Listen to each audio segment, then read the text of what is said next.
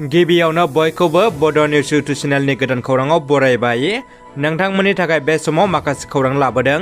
भिडिअखौ जोबजासे नायलांनो दाबाव आरो चेनेलाव गोदानब्ला अन्नानै साबस्क्राइब खालामना बेल आइकनआ अलाव होनानै ला आरो भिडिअखौ लाइक कमेन्ट शेयार खालामनो गुरै खावलायबाय। दानिया फैदो दिनैनि खौराङाव। गिबि खौराङाव दङ बर' बिजोंनि जेंनाखौ लाना बर'नि माहारि आफाद बर' थुनलाइ आफाद आरो एबसुआ बर'नि MLA मन्थ्रिफोरजों सावरायदों। बर' बिजोंनि जेंनाफोरखौ लाना एबसु आरो बर' थुनलाइ आफादा बर' मिनिस्टार आरो MLAफोरजों मैया खानापारायाव थानाय बड'लेण्ड गेस्ट हाउसआव सावरायलायदों। बर' थुनलाइ आफादनि मानाव गेदेर आफादगिरि प्रफेसर सुरन नार्जारिया मासिला दिन्थिनाय सावरायमेलाव गुवारै सावरायलायनायनि गेजेरजों आसाम सोरखारा बर' बिजोंनि थाखो 2नि सानखान्थि आरो बिगियान आयदाखौ इंराजियाव फोरोंनो थाखाय जाबसिननो नागिरनायखौ बन्द खालामनांगौनि थाखाय एबसु बर' थुनलाइ आफाद दुलाराय बर' गुदि फोरोंगिरि गौथुम आसाम आरो दुलाराय बर' हारिमु आफादनि खावलायनाय लेखायै बर' मिनिस्टार आरो MLAफ्रा आसामनि सोलोंथाइ मन्थ्रि आरो गिबि मन्थ्रिजों सावरायनो थाखाय थांखि लायो। सेलेब्रेसननि सम देरहाना सोर मोजां मोना आरो देरहानायनि उनाव सेलेब्रेसना जानानै फैयो आरो दायो सेलेब्रेसन खालामनो थाखाय खुनु नेनांगौनि सम गैलिया। मानोना प्लेयार्स स्पटआव लाखनि गोजौ इनिं खालामना जायखिजाया समावनो सेलेब्रेसन खालामनो हासै। प्लेयार्स स्पटआव 15थानि बारा गेमफोर दङ, जेरै ludo, speed ludo, snakes and ladder आरो गोबां रोखोमनि गेमफोर दङ। खारन सानना नायदो, जुदि लुडु आरो स्पिड लुडु गेलेना लाख थाखा देरहानो हायो अब्ला मानो सेलेब्रेसननि खोथा फैया जानो? हयथ' गोबाङानो सोंनो हागौ प्लेयार्स स्पटआव मानो लुडु गेम? बेनिखायनो आं साजेस्ट खालामदों बेवहाय 1.5 करोड़ इउजार्स दङ आरो बिसोरो इउज खालामदों। खारन बेवहाय दङ इजि उइथड्रइं, जेराव डाइरेक्ट वालेट एबा बेंक एकाउन्टआव ट्रेन्सफार जायो। आरो मोनसे मोजां खोथा, जुदि नोंथांमोना आंनि लिंकआव थांना डाउनलड खालामना आंनि रेफारेल कड +200 साइन खालामब्ला 200 रांनि बोनास मोनगोन। स' गाइस, नोंथांमोना जानला मोनला नागिरनायखौ बन्द खालामदो। प्लेयार्स स्पट डाउनलड खालाम, डिसक्रिपसनाव गासिबो डिटेल्स दङ, थांना चेक खालामना डाउनलड खालामदो। SI जुनमुनि राफानि केसखौ CBI नो गथायनो आसामनि DGPआ आसाम सोरखारखौ खावलायदों। SI जुनमुनि राफानि केसआ सानफा एफा गोदान महर लागासिनो दङ, जेराव DGP GP सिंआ फोरमायथिनानै होनाय बायदिब्ला CID आरो आसाम पुलिसनि गोजौ थाखोनि मावफारि आफादनि गेजेराव सावरायलायनानै जथायनो आसाम पुलिस आरो CIDआ आसाम सरकारखौ SI जुनमुनि राफानि केसखौ CBI नो गथायनानै होनो खावलायदों। मुंदांखा सल'मा बिजाब लिरगिरि बिजेन्द्र प्रसादजों लिरजानाय ब्रह्मपुत्र सल'मा बिजाबखौ थाबैनो फोसावसिगोन। बलिउड सावथुननि मुंदांखा दिथागिरि SS राजामौलीनि बिफा, बलिउडनि मुंदांखा सावथुन RRR आरो बाहुबलीनि लिरगिरि बिजेन्द्र प्रसादजों लिरजानाय ब्रह्मपुत्र सल'मा बिजाबा फैगौ 30 मे खालि हार्पार कलिन्स पाब्लिशार इन्डियानि गेजेरजों फोसावजासिगोन होननानै खौरां मोननाय जादों। मख'नो गोनांदि मुंदांखा सल'मा बिजाब लिरगिरि बिजेन्द्र प्रसादआ बे ब्रह्मपुत्र सल'मा बिजाबखौ आहम बिर जोहोलाव लाचित बरफुकननि जिउ जारिमिननि सायाव लिरदों। आसामनि थाखाय मोनसे गोजोनथाव खौरां, मिरु नखर मन्थ्रि अमित शाहआ गासै सा 42,000 बिजाथिफोरनो साख्रिनि थिसननाय बिलाइ रानगोन।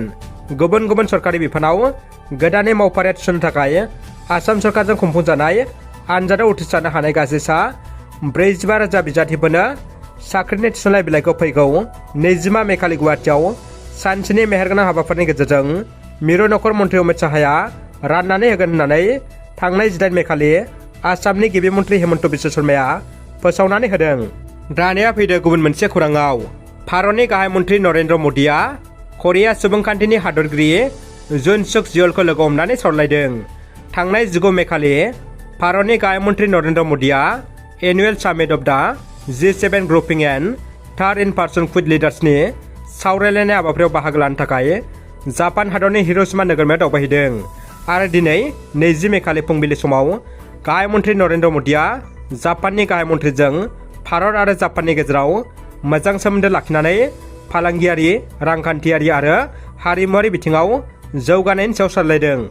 इउपिपिएल राजखान्थि दोलोनि थाखाय मोनसे गोजोनथाव खौरां, सा 50निख्रुइबो बांसिन इउपिपिएल राजखान्थि हान्जायाव हाबफैदों। उदालगुरि जिल्लानि 37 नं धोनसिरि ब्लक कमिटि इउपिपिएल राजखान्थि हान्जानि बानजायनायाव शिबपुर प्राइमारि इउपिपिएल राजखान्थि हान्जानि सिङाव 50निख्रुइ गोबां इउपिपिएल राजखान्थि हान्जानि आदर्शखौ मोजां मोननानै इउपिपिएलआव आखाइ हमफैदों। इउपिपिएल दोलोआव जइन जानाय गासैखौबो इउपिपिएल दोलोआ बरना लायो। गसाइगाव गुबुन रायजोनिफ्राय लाबोनाय अमा हमनो हादों। दिनै फुंनि 10 रिंगा समाव गसाइगाव पुलिस बिबाना हमनो हायो गासै मा 15 गुबुन रायजोनिफ्राय लाबोनाय अमा। सोनाब बंगनिफ्राय सिखाव लामाजों लांबाय थानायावनो गसाइगाव पुलिस बिबाना हमनो हायो बलेर' पिकआप बुंजासे अमा गारिखौ। गसाइगाव पद्मबिलाव हमनो हायो होननानै मिथिहोदों गसाइगाव फिथाइ बिफाना हमनो मोननाय गारिखौ गसाइगाव फिथाइ आरो फाहामथाय बिफाननि मावखुलि लांगोनायाव दोननाय जायो। हमजानाय गारि नम्बरखौ S12CC1403 होननानै मिथिनो मोननाय जादों। गारि सालायग्रा अनिल बसुमतारिया फोरमायनाय बायदिब्ला उदय आगरनि सुलेन बसुमतारि दैदेननायावनो अमा फालांगिया सोलिगासिनो दं होननानै फोरमायदों। क'क्राझार प्रेस क्लाबाव गथ'सा रैखाथि आरो उन्दै बैसोआव जुलि जानायनि सायाव सांग्रांथि जथुम खुंदों। बिटिआर ओनसोलाव गथ'सा रैखाथि, उन्दै बैसोआव जुलि जानाय आरो गथ'साफोरनि रैखाथिनि थाखाय खौरांगिरिफोरजों जथायै सांग्रांथि जथुम खुंदों। क'क्राझार प्रेस क्लाबनि बानजायनायाव खुंफुंनाय गथ'सा रैखाथि सांग्रांथि मेलाव बाहागो लायो गुवाहाटी कामरुप मेट्र'नि CWCनि चेयारपारसन जितु दत्तजों लोगोसे गुवाहाटी गोजौ बिजिरसालिनि गागि उकिल बिजन महाजन, असमिया प्रटेस्टेन्ट टाइम्सनि गागि सुजुगिरि मृणाल तालुकदार, क'क्राझार जिल्लानि जिल्ला बेंगिरि बर्नाली देखा, SP पुष्पराज सिं आरो क'क्राझारनि खौरांगिरि हानजाया बाहागो लायो। दानिया फैदो जोबथा खौराङाव। क'क्राझार नाराबारि सोमखोर नोगोराव MLA लरेन्स सिस्लारा लामा बेखेवदों। क'क्राझार सहरनि नाराबारि गामिजों नांजाबनाय गं 2 नखरनि गोदान गामि सोमखोर नोगोराव गोदान लुफुंनाय लामाखौ दिनै फुंबिलियाव बेखेवना होयो क'क्राझार सानजा जनजाति बिधानसभा बियाबनि MLA लरेन्स सिस्लारि बिथाङा।